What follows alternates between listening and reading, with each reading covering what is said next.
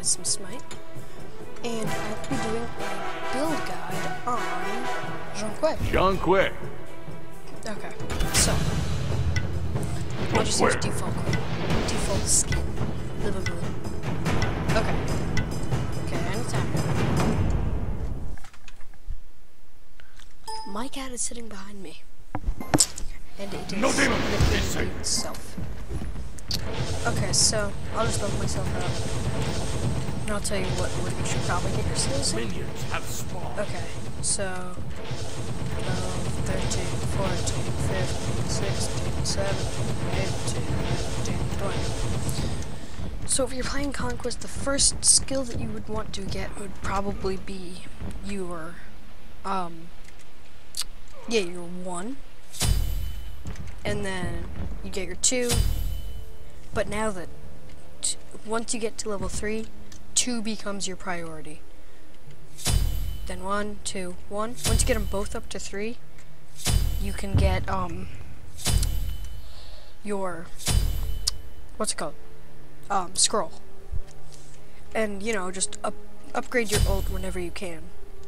And then just get these to 4, work on this, get that up to 4, then, Exorcism, Expose Evil, Scroll. And now for what you want to build. First item, Warlock Sash. Second item, Shoes of Focus, or Cooldown Boots, whichever you want to call it. Rod of Tahuti, that's basically an essential item on almost every mage. After that, it's kind of up to you whether you want to get Chronos Pendant or Breastplate of Valor. So depending on if you, say there is like a Hercules on the other team who's completely dominating you, you would want to get Breastplate of Valor. But if that's not the case, you want to get Chronos Pendant because it gives you that free MP5 and 75 magical power. So if I look, without even max stacks, I have 375 magical power. And that's with no stacks at all. Then you would like to get probably Bancroft's Talon, and then Hastened Fatalis. Like that. And so, if I go over to here, you know, I'm pretty fast. Without even max stacks, I can do this. See, you kind of need the stacks.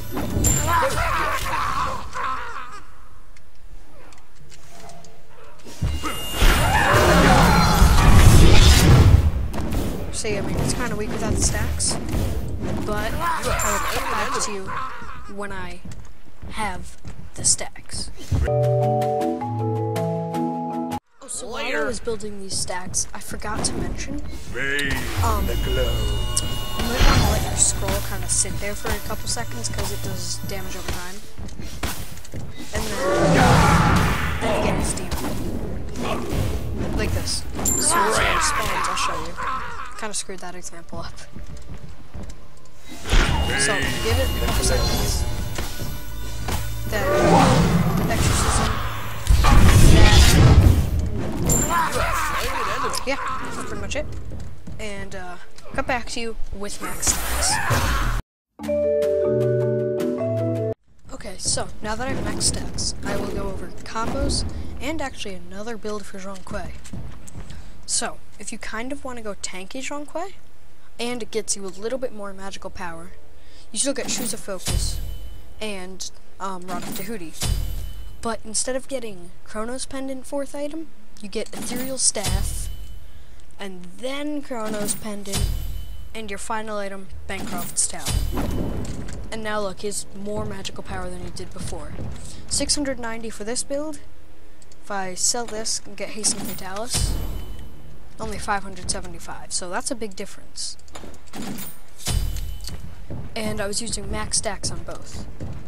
Because if I go over to this god guy now, where I will also be showing you combos, watch how quickly I can defeat him. Goes like that.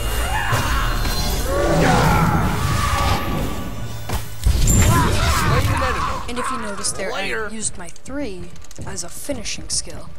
And that's because, if we just stay here, if you read about it, Book of Demons. When fired, the Book of Demons deals damage and stuns enemies. You can pause it and read that.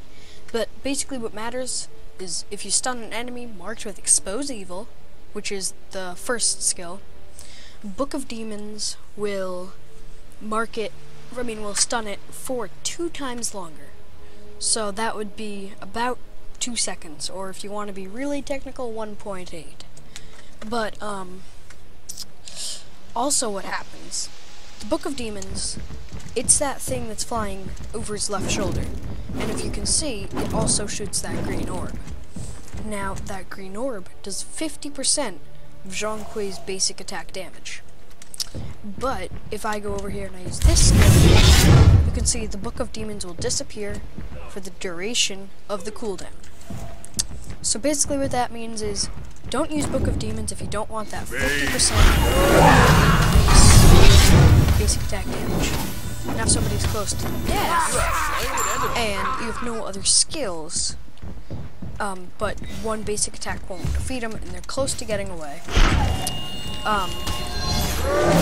the basic attack slows you down. You can just use your it does a bit more damage than a basic attack. Oh, a lot more damage. And then, also finishes them off.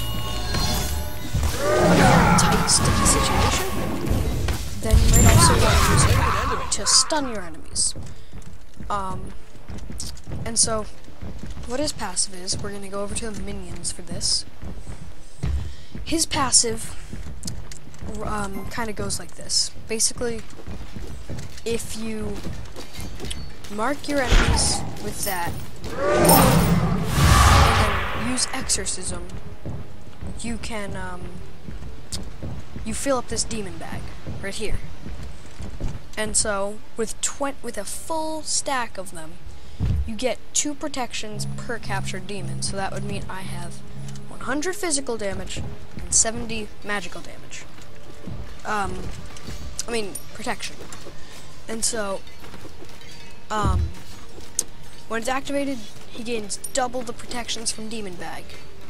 But, so, when he uses his ultimate, he gains 2 times the protection he gets from this. So basically, instead of only getting 40 in each protection, he will get, 80. And that's because it doubles it when he's using this. So this is a good getaway move. If you want to, you can mark them, Exorcism, which will regain you some health, stun, then use Expose Evil, and that'll get you a little more protection, if they're not close to death. And also it might finish them. It's actually just a really helpful skill. So, if you're in battle with another god, I'll just get low on health, which will be quite hard to do, considering this guy kind of sucks.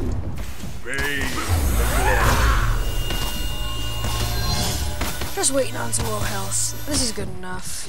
Okay, so if I hit him with my Expose Evil, you can see when the demon comes back, it gives me extra health. Later. So, yeah.